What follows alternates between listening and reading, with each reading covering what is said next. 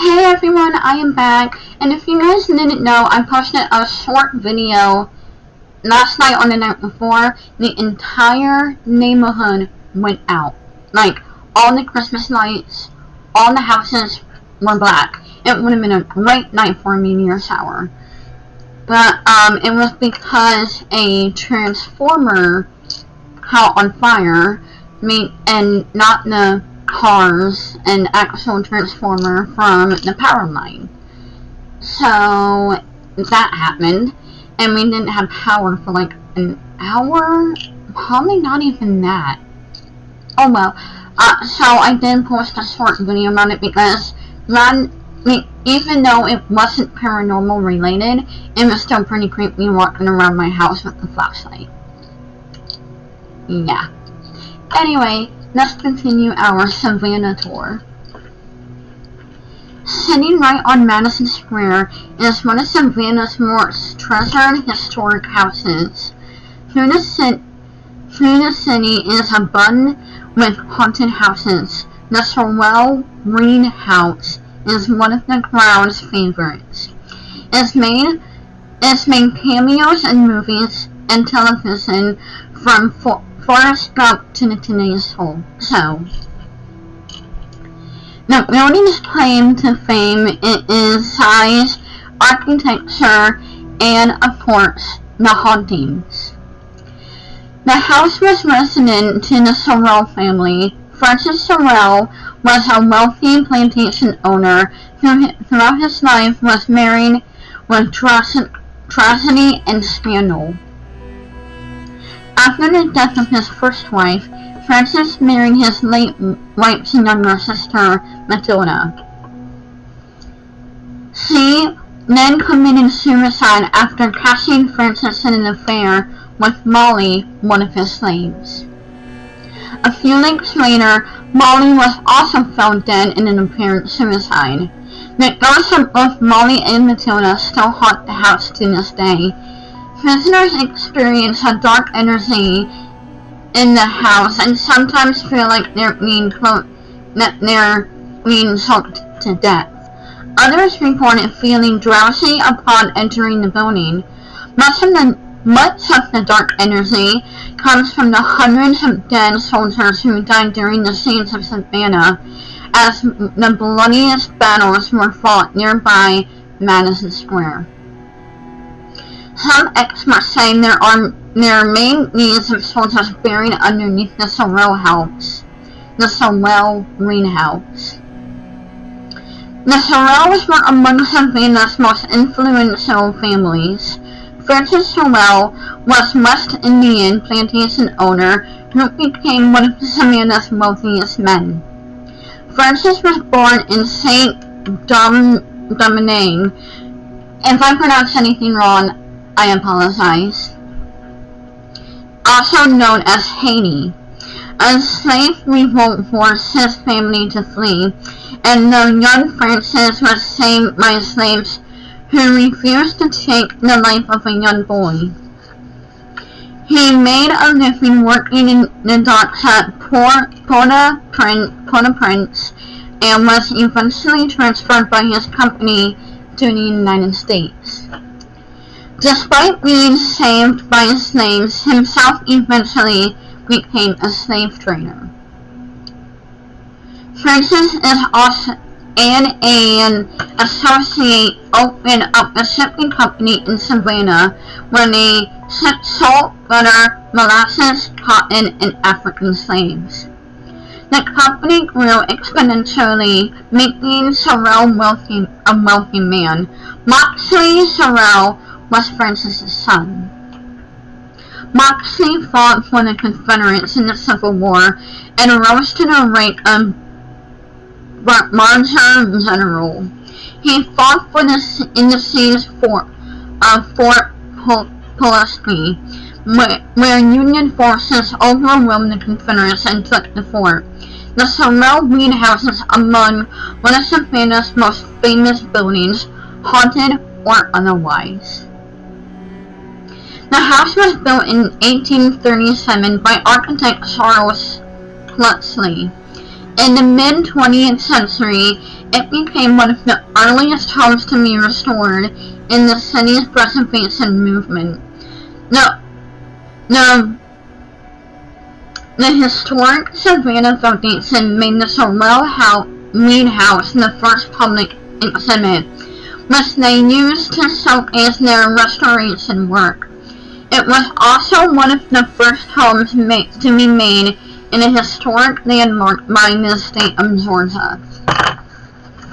The Sorrel Weed House gained fame after making several appearances in movies and television. The building was featured in the opening scene of Forrest Gump. And I have to tell you this, I think I've watched that movie so many times in school, I couldn't get into it anymore. Like, it's too much to explain right now, but let's just say I got bored of it. I was like, there are other movies out there. The scene was shot from the roof of the Sorrel House and South Madison Square, a surrounding vicinity. The house was also appeared on the Today Show, as well as several ghost-themed TV shows, including Ghost Hunters, Ghost Adventures, and Travel Channel's Most Terrifying Places in America. Francis Sorrel married Lucinda Moxley soon after arriving in the United States. Lucinda was from a wealthy family who did business with Francis. Lucinda died just a few years after they married. So Francis, the classy man that he is, then married Lucinda's younger sister, Matilda. The two had a happy marriage, but Francis was known for his vices. He began having an affair with one of his slaves named Molly. Francis even gave Molly her own room so he can have his affair privately. When it wasn't enough, Matilda found out about Molly. Distraught and enraged, Matilda committed suicide by jumping off the second-floor balcony. She landed head first, cracking her skull open on the floor of the concrete courtyard. Molly was struck with guilt. Being a slave, she would be held liable for the affair and the suspenseful death. Molly was found hanging by a noose in an apparent suicide. The Sorrel Weed House sits on Madison Square. The area was the site of a vicious battle during the American Revolutionary War, known as the Siege of Savannah. Joint American and French forces attempted to push the British out of Savannah, who had taken the city just a year earlier. The Revolutionary Army was both outmanned and outgunned. Bodies were piling up fast. The revolutionaries dug a trench at the Madison Square to bury their dead. Hundreds of soldiers died in the span of a few weeks. In the heat of the battle, the dead and injured couldn't be differentiated. Sick and injured soldiers were thrown in the pit with the dead and were often buried alive. After the battle, the bodies were never exhumed. The city continued to expand around the old battlefield. Madison Square and the surrounding area were built in the 1830s, 50 years after the war. Many of the buildings, including the Sorrel Weed House, are built over the remains of the dead soldiers. The Sorrel Weed House is not only among most haunted houses in Savannah, it is also one of the most well-known haunted houses around the world. The Strange Haunts and horrifying history have brought quite a bit of attention to the Sorrel Weed House. As a result, The building has been subjected to several paranormal investigations. The ghosts of Molly and Matilda still haunt the Sorrel Weed House. Visitors have seen dark silhouettes walking throughout the halls. Some captured photos of their spirits. Others claim to have seen the reflection of female apparitions in the mirror, without the physical bodies to accompany them. The ghost of Molly is said to haunt the slave quarters. A man once rented the space to use as an office and unaware of his history. He claimed to constantly feel a sense of uneasiness, as if he was being constantly watched. Others who've entered the room claim to feel sick or drowsy upon entering the slave headquarters. Some even say they feel like they're being strangled by a rope, which could be a residual memory from Molly's death.